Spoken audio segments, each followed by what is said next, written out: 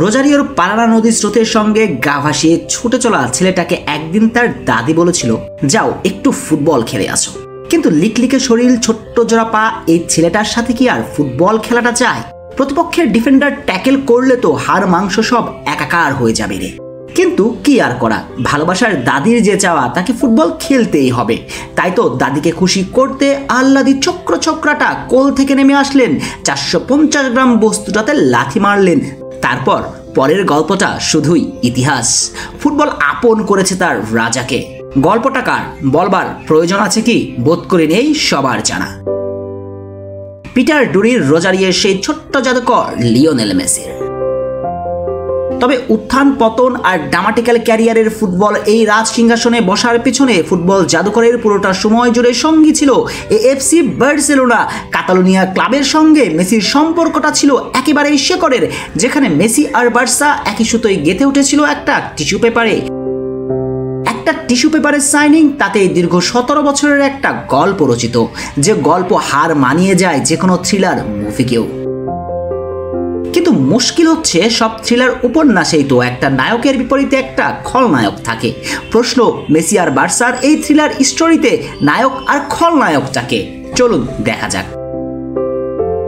লিও যখন বার্সা ছেড়েছিলেন, যাবার বেলাতে বার্সার সমর্থকদের কথা দিয়েছিলেন তিনি আবারও কাতালান ডেরাতে ফিরে আসবেন, কিন্তু মেসি তো সেটা করেননি। ইউরোপ ছেড়ে সরাসরি পাড়ি জমিয়েছেন আমেরিকাতে। এমনকি বার্সেলোনার 125 বছর পূর্তি অনুষ্ঠানেও মেসিকে হাজির হতে দেখা যায়নি। এসব দৃষ্টিকোণ থেকে ভাবলে মেসিকে এই গল্পের ভিলেন না বানালেও মেসি যে কথা রাখেননি সেটা দিবালোকের মতো স্বচ্ছ সত্য। তাই তো চাইলে বার্সা ভক্তরা নিজেদের সুনীল গঙ্গোপাধ্যায়ের চরিত্রে দাঁড় করিয়ে মেসিকে বেইমানি বরুণা ভাবতেই পারেন। কিন্তু দর্শন বলে প্রতিটি ঘটনার পেছনেই লুকায়িত থাকে আরও একটা ঘটনা। তাহলে মেসি আর বার্সেলোনার শেষ গল্পে এমনটা হয়নি তো? মেসি কি আসলেই ভিলেন ছিলেন, নাকি আসল খলনায়ক বার্সা প্রেসিডেন্ট হুয়ান লাপোর্তো?